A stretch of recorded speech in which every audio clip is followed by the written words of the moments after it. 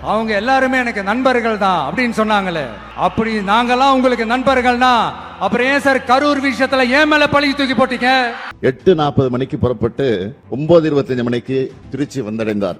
இந்த காலதாமதம் கூட்ட நெரிசலுக்கு முக்கிய காரணமாக அமைந்தது. மக்களோட இந்த ஆதரவை பார்த்துட்டு அவர் அறியாமலே எப்படி பேசிட்டாரு என்னமோ தெரியல. 50 வருஷம் எக்ஸ்பீரியன்ஸ் அரசியல்ல உண்மை என்னன்னு ஒத்துக்கிட்டு தானே ஆகணும். நான் எனது 50 ஆண்டுகள பொது வாழ்க்கையில் எத்தனையோ நிகழ்ச்சிகளை பார்த்திருக்கிறேன், நடத்தியும் இருக்கிறேன். மாநாடுகள், பொதுக்கூட்டங்கள், போராட்டங்கள் நடத்தும் போது அதற்குரிய சட்டத்திட்டங்களும் கட்டுப்பட்டு நடத்த வேண்டும். மக்களை நேசிக்கிற விஜய் வேணுமா, மக்கள் விரோத ஆட்சி நடத்துற ஸ்டாலின் சார் வேணுமா? இந்த விஜய் நம்புறீங்களா, ஸ்டாலின் சார் நம்புறீங்களா?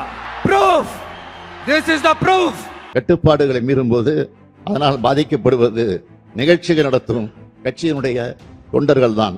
காலை முதல் காத்திருந்த மக்களுக்கு போதிய குடிநீர் இல்லை, உணவு வழங்க எந்த விதமான ஏற்பாடுகளும் நிகழ்ச்சியை ஏற்பாடு செய்தவர்களால் செய்யப்படவில்லை.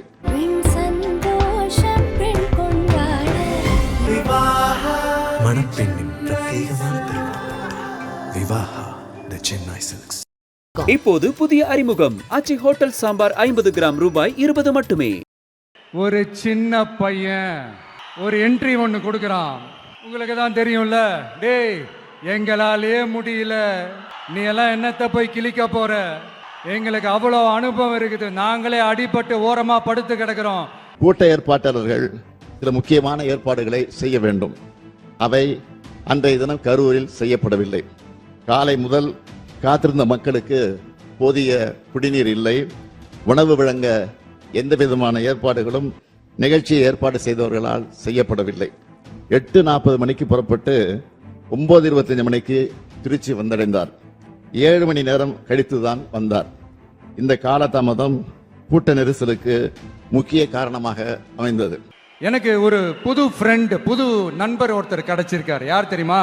தெரியாதா? முதல்வர் அவர்கள் தான். இப்போ ஒரு நிருபர் ஒருத்தர் கேட்ட கேள்விக்கு எனக்கு எதிரிகள்லாம் யாரும் இல்லை, அவங்க எல்லாருமே எனக்கு நண்பர்கள் தான் அப்படின்னு சொன்னாங்களே. அப்படி நாங்கெல்லாம் உங்களுக்கு நண்பர்கள்னா அப்புறம் ஏன் சார் கரூர் விஷயத்துல ஏன் மேல பழி தூக்கி போட்டீங்க? உங்களுக்கு மனசாட்சின்னு ஒண்ணு இருந்தா அப்படி பேசிருப்பீங்களா? கரூர் மாவட்டத்தில் நிகழ்ந்த துயர சம்பவம் ஒட்டுமொத்த தமிழ்நாட்டு மக்களின் மனதையும் உலுக்கியது. கூட்டத்தில் இருந்த பெண்கள் மற்றும் குழந்தைகள் மத்தியில பீதி, மூச்சு திணறல், மயக்கம் மற்றும் நெரிசல் ஏற்பட்டது. பலரும் கீழே விழுந்து மிதிபட்டிருக்கிறார்கள். கூட்டத்தின் ஒரு பகுதியினர் ஜெனரேட்டர் பகுதிக்குள் நுழைந்து தகர கொட்டகையை அகற்றியும் வெளியேற முயற்சி செய்திருக்கிறார்கள். இதனால் மின்சாரம் தாக்குவதை தடுக்க ஜெனரேட்டர் ஆபரேட்டர் மின்சாரத்தை துண்டித்திருக்கிறார். நிகழ்ச்சி நடைபெற்ற இடத்தில் கூட்ட நெரிசலால் காயமடைந்தும் சோர்வினால் மயக்கமடைந்தும் மக்கள் உதவி கோருவதை கவனித்து காவல்துறையினர் மருத்துவமனை ஆம்புலன்ஸுக்கு தகவல் அனுப்பி வரவழைத்திருக்கிறார்கள். இவ்வாறு கூட்ட நெரிசல் ஏற்பட்ட போது அவர்களை காப்பாற்றத்தான் ஆம்புலன்ஸ் வந்ததை தவிர நெரிசல் ஏற்படுவதற்கு முன்பு எந்த ஆம்புலன்ஸும் வரவில்லை. அப்படி நாங்களாம் உங்களுக்கு நண்பர்கள்னா ஒரு ஈவெண்ட், ஒரு ஃபங்க்ஷன் நடத்துறதுக்கு ஒரு இடமோ ஒரு பர்மிஷனோ ஏன் கொடுக்க மாட்டேன்றீங்க? எல்லாத்தையும் நீங்களே பண்ணிட்டு போற போக்கில் அப்படியே பொய்களா அடிச்சு விட்டுக்கிட்டு இருக்கீங்க. உங்களோட உண்மையான நண்பர்கள் யாருன்னு சொல்லட்டுமா? லஞ்சம், ஊழல், அரசியல் ஆதாயம், இதெல்லாம் தான் உங்களோட உண்மையான நண்பர்கள். பர்சனலா நீங்க எப்படி வேணா இருந்துக்கங்க சார், நமக்கு அதை பத்தி கவலை இல்லை, நமக்கு அது அவசியமும் இல்லை. ஆனா உங்க ஆட்சி தான் தப்பான ஆட்சி, தமிழ்நாட்டுக்கு தேவையில்லாத ஆட்சி. கரூர் வேலுச்சாமிபுரத்தில் கடந்த 27/9/2025 அன்று தமிழக வெற்றி கழக கட்சியினுடைய தலைவர் அவருடைய அரசியல் நிகழ்ச்சி நடைபெற்றது.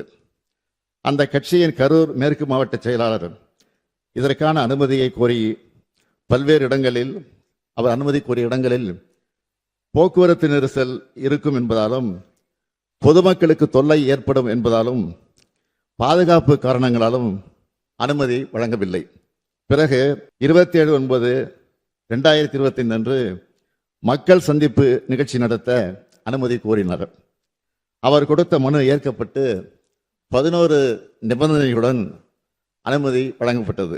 முதல்வர் கூட விசில் சின்னத்துக்கு தான் வாக்களிப்பாரு அப்படின்ட்டு கற்பனையா ஒன்று சொன்னேன். ஆனா இன்னைக்கு நிஜமாவே நமக்கு ஆதரவா ஒரு கோஷத்தை எழுப்பியிருக்கிறாங்க. அது என்ன தெரியுமா? எங்க வாக்கு சாவடி வெற்றி வாக்கு சாவடியா. அதுக்கு அர்த்தம் என்ன தெரியுமா? எங்க வாக்கு சாவடி விஜய் வாக்கு சாவடின்னு அர்த்தம். அது சரி, மக்களோட இந்த ஆதரவை பார்த்துட்டு அவர் அறியாமலே எப்படி பேசிட்டாரு என்னமோ தெரியல. 50 வருஷம் எக்ஸ்பீரியன்ஸ் அரசியல்ல, உண்மை என்னன்னு ஒத்துக்கிட்டு தானே ஆகணும். நான் எனது 50 ஆண்டுகள பொது வாழ்க்கையில் எத்தனையோ நிகழ்ச்சிகளை பார்த்திருக்கிறேன், நடத்தியும் இருக்கிறேன்.